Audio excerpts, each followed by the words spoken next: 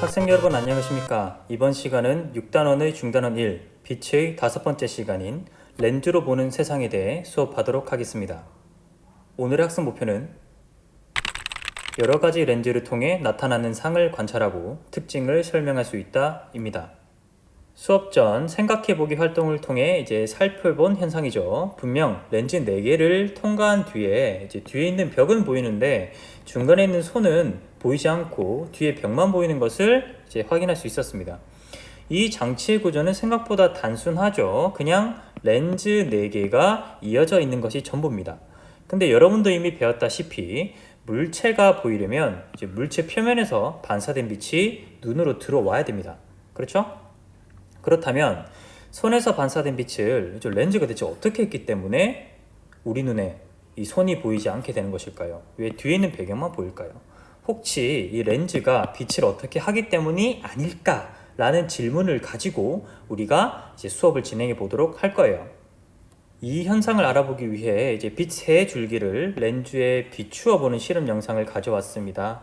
그래서 2가지 렌즈를 가져왔는데요. 함께 살펴보도록 하죠.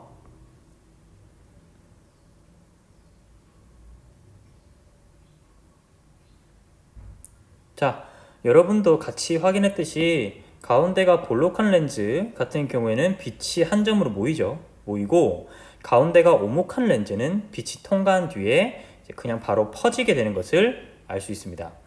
이렇게 렌즈는 형태에 따라 크게 볼록 렌즈, 오목 렌즈 두 종류가 있죠. 교과서 206페이지에도 볼록 렌즈와 오목 렌즈에 대해 체크가 되어 있습니다. 또한 영상에서 똑바로 렌즈로 들어간 빛 3가닥이 진행 방향이 꺾여 나가게 되는데 이런 현상을 굴절이라고 이야기를 해요. 그리고 렌즈는 빛을 굴절시킬 수 있는 대표적인 도구입니다. 지금 새로 배운 용어들을 통해 206페이지의 내용이 잘 정리되어 있는데요. 여기 나와 있죠. 믿을 것이다. 볼록 렌즈에 나란한 빛을 비추면 굴절되어 빛이 모이고 오목 렌즈에 나란한 빛을 비추면 굴절되어 빛이 퍼진다 라고 잘 정리되어 있습니다. 여러분 체크하고 다음으로 넘어갑시다. 자, 앞서 배운 대로 렌즈는 크게 볼록 렌즈와 오목 렌즈로 나뉘고요. 각 렌즈는 빛을 모으거나 퍼뜨립니다. 근데 여러분들이 배운 내용 중에 아마 이와 비슷한 내용이 있을 거예요. 기억나나요? 예, 바로 거울입니다. 거울도 볼록한 것과 오목한 볼록 거울과 오목 거울이 있었고 볼록 거울은 빛을 퍼뜨리고요. 오목 거울은 빛을 한 점으로 모았었습니다. 그런데 여러분들이 한 가지 더 기억해내야 될 게 있어요. 바로 볼록 거울과 오목 거울의 경우 빛의 방향을 바꾸는 바람에 동시에 우리 눈에 보이는 상이 바뀌었었습니다. 실제 모습과 다르게 보였죠. 볼록 거울의 경우 항상 작고 바로 선 상이 보였고요. 오목 거울의 경우 물체가 가까이 있을 때는 크고 바로 선 상이, 물체가 멀리 있을 때는 작고 거꾸로 선 상이 보였었죠. 그렇다면 비슷한 원리를 가진 볼록 렌즈와 오목 렌즈도 우리가 보이는 물체들과는 실제로 다르게 보일까라는 질문을 가지고 한번 실험을 해보도록 할 겁니다.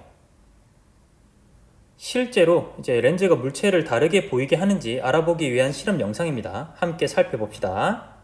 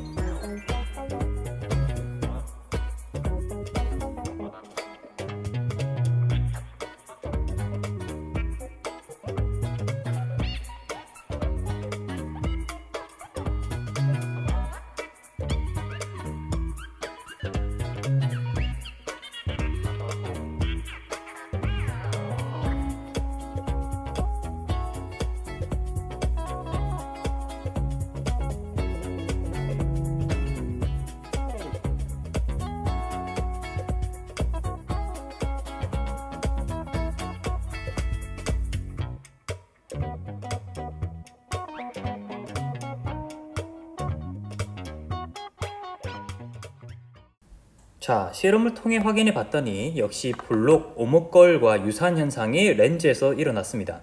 이제 내용을 한번 정리해 볼까요? 먼저 볼록 렌즈의 경우 물체가 어떻게 보였나요? 바로 물체가 가까이 있을 때는 물체보다 크고 바로 선상이 보였죠. 여러분 돋보기 생각하면 돼요. 근데 물체가 멀리 있을 때는 물체보다 작고 거꾸로 선상이 보였습니다. 그렇기 때문에 주로 볼록 렌즈는 물체를 가까이 두어서 확대해서 볼 때 많이 쓰이죠. 그래서 이제 망원경이나 현미경 같은 도구에 많이 씁니다. 그런데 이 결과는 오목거울의 결과와 많이 유사합니다. 자, 두 도구의 공통점이 있죠. 뭘까요? 바로 빛을 한 점으로 모은다는 것입니다. 볼록 렌즈는 빛이 렌즈를 통과한 뒤에 한 점에 모이고 오목거울은 빛이 반사되고 난 다음에 한 점에서 모이죠. 이러한 두 도구는 가까이 있는 물체는 크고 바로 선상이 보이며 멀리 있는 물체는 작고 거꾸로 선상이 보이게 됩니다. 오목렌즈의 경우 물체가 가까이 있든 멀리 있든 물체보다 작은 크기의 바로 선상이 보입니다. 이렇게 주변보다 물체가 작아 보이기 때문에 주로 주위의 풍경을 넓게 찍는, 그러니까 우리가 보는 풍경보다 더 넓게 찍는 일명 광각 사진이라고 하는 이런 사진을 찍을 때 쓰이는 렌즈 등에 사용이 많이 됩니다.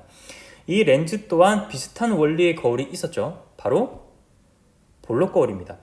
오목 렌즈는 빛이 렌즈를 통과한 뒤에 퍼지고요. 이렇게 볼록 거울은 이제 반사되고 난 다음에 빛이 이렇게 퍼지게 되어 있었죠.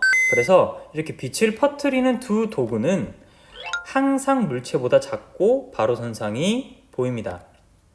그럼 이제 우리가 배운 내용을 통해서 수업 전 손만 보이지 않게 하는 렌즈에 대해서도 이제 설명이 가능합니다. 아까 그 도구의 구조를 다시 한번 나타낸 그림인데, 이제 빨간 색깔의 선이, 이 선 있죠? 이 선이 바로 빛이 움직이는 경로를 나타낸 겁니다. 그래서 이쪽에서 들어온 빛은 이렇게 지나가고요. 가운데 빛은 이제 굴절되지 않기 때문에 이렇게 쭉 갑니다. 왜냐면 렌즈가 이쪽 가운데 부분은 평평하기 때문에 굴절이 안 되거든요. 그 다음에 이 부분은 이렇게 굴절되어 나갑니다. 자, 맨 처음 볼록 렌즈를 통과한 빛이 한 점에 모이죠. 한 점에 모이고 그대로 나아가면 이렇게 퍼지게 되죠. 이 점을 지나고 나면. 그리고 두 번째 볼록 렌즈를 만나게 되면 다시 모이기 때문에 벌려있던 게 모아지기 때문에 이제 평행하게 만들어 주는 거예요. 그 다음에 이렇게 한 번 더 이 과정을 반복합니다. 이 과정 속에서 이제 빨간색 영역 있죠. 이 안에 물체가 들어오게 된다면 그 빛은 눈으로 들어와요. 그러니까 배경을 여기 넣게 되면 배경에서 출발한 빛이 빨간색 안에 있죠. 그래서 이 안에 있는 배경이 우리 눈에 그대로 보입니다. 그리고 첫 번째 렌즈 뒤에 이렇게 손을 갖다 대게 돼도 손에서 출발한 빛이 그대로 빨간색을 지나서 우리 눈에 들어오기 때문에 우리 눈에 제대로 보여요. 하지만 다음과 같이 이 회색 영역 있죠, 여러분. 이 회색 영역 안에 물체를 두게 되면 여러분 보시다시피 빛이 우리 눈에 들어올 수 없습니다. 그래서 이 부분을 보이지 않는 영역이라고 얘기를 하고요. 여기다가 물체를 이렇게 갖다 놓게 되면 그 부분은 우리 눈에 보이지 않는 것처럼 보입니다. 그러니까 뒤에 있는 배경은 우리 눈에 들어오는데 이 사이에 있는 물체는 빛이 지나가는 경로 안에 없기 때문에 우리 눈에 보이지 않게 되는 거죠. 신기하죠? 이제 여러분 궁금증이 해결이 어느 정도 됐으리라 생각이 듭니다. 오늘의 수업 영상은 이제 여기까지입니다. 이제 구글 클래스룸으로 돌아가서 나머지 과정을 해주기 바랍니다.